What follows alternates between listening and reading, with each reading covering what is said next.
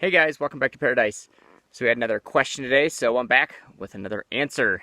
So the question is, what are our top vehicle issues since being on the road? Tell you the truth, there actually hasn't been a ton of issues since we started. We've been on the road for over 5 years now, and 3 different vehicles. So to begin with, we were in our Ford Escape for over 2 years. Let's see, the Escape we had, I think our first issue with it was we had a nail in the tire, um, and that got fixed pretty simply. Second, we had an O2 sensor go out, and we were in a small town in California. And so we took it in, and of course they were going to charge us like $120 just to check to figure out what the code was. So we went to some little mom and pop store, and they said it was an O2 sensor. So then we were just like, well, let's get it fixed. So then we went to their little Ford dealership. It was the smallest one we've ever been to, and ordered the part. And the guy was really obnoxious that was working there and really wasn't listening to us. And then when the part came in, the light went off. So we thought maybe it was kind of fixed. So we just took the part and left. And then down the road, the light went off again. Turns out it was the O2 sensor again. And it turns out they ordered us the wrong one. And it was a whole ordeal because we actually never got our money back because he ordered us the wrong part. Because on the Escape, I guess there's 2 O2 sensors, and he ordered the upper one, which we told him to order. Or he ordered us the lower one, and we needed the upper one. So, yeah, so we were out that money. So that's always fun. And then after that, I think we were good for a while.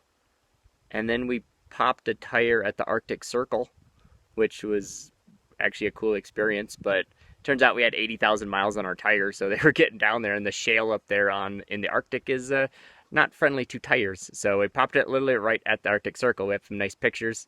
That was the first tire I ever changed, so that was a fun learning experience.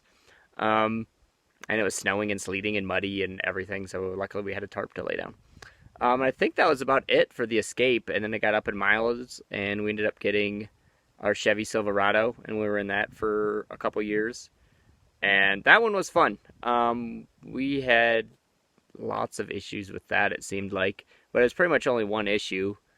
We had the StabiliTrak light come on one time when we were going off on a back road. And so we took it into Chevy and we're like, well, look at it. Or actually the light went back off. So just like the O2 sensor, so it went off and we're like, okay, no issue. Came back on again.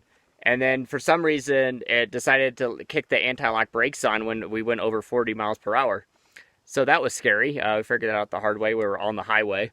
And we hit over 40, and it just like slowly jerks you. And luckily there was a kind of a middle median lane that I could get into. But we were in a town with no dealership, so then we're like, well, it's probably under warranty. So we had to drive to Chevy, which was, I don't know, probably 45 minutes away. And we had them check it out, and they couldn't figure out anything. Actually they said it was a sensor, of course. So that was how many hundreds of dollars, and then they fixed it, and then I think like 6 months down the road it went off again, and we had the same exact issue. So then yeah, that was a whole ordeal. And then I don't know if we ever really got it fixed for sure. They changed the ball bearings on it and stuff, so that was more money. And that was probably our biggest issue with the Chevy, and that was never really fixed. And then after that, we had the air conditioner go out, which was fun. And that went out in the summer, so we were riding around without air conditioning all summer long.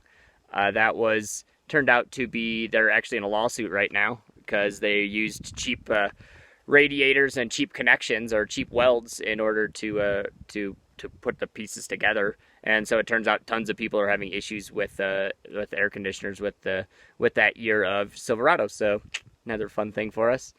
So I think that was probably it with the Chevy. And then now we got the Ford, and I don't think we've had any issues yet. We've had it for a year now. Haven't had any issues. Actually, yeah, with the Chevy, sorry. Yeah, the big one was it broke down in the middle of nowhere. Like, for some reason, it wouldn't start. Forgot about that one. That's a pretty big one. Yeah, there's 2 times now that we were out in the middle of nowhere camping for like a week, and we went to leave, and it wouldn't start. And it wasn't the battery. The battery was good. The alternator was good. We had everything checked. I checked it. Nothing was wrong with it. The starter was good.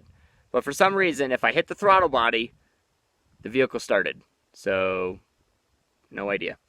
But yeah, we had that happen twice, which was fun. first time we actually we had to get towed out a little bit. Luckily, there was a nice gentleman up there with a big truck that I flagged down, and he towed me out a little ways, and then for some reason it started. And then, yeah, the next time I hit the throttle by and it started up. But yeah, so the Chevy was fun. Then, yeah, the Ford, we haven't had any issues yet. They have some issues with the 5-liter burning oil, and that's pretty much the only thing I've been kind of dealing with. So, been kind of taking it in or checking it a lot and keeping a log of how low it's getting. So we'll see that. But otherwise, besides that, seems like a lot, but it really wasn't too bad. It was mostly the Chevy. We really haven't had too many issues. Only been stranded twice, I guess. And luckily, both times we got out of it.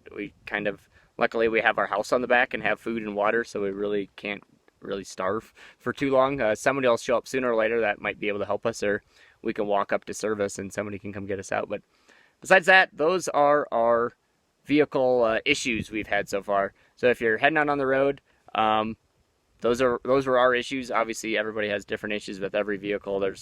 Every vehicle has issues, which is fun. But that's why I'm trying to learn as much as possible about vehicles. So if you're interested about learning about your vehicle, you can check out my new channel. I'll put a link down below that you can help support me.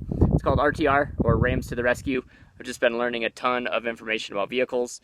So I'm just going to plug myself. If you want to check out my channel, help me subscribe to my channel, and you can learn along the way with me. It's been fantastic. I've been learning a ton.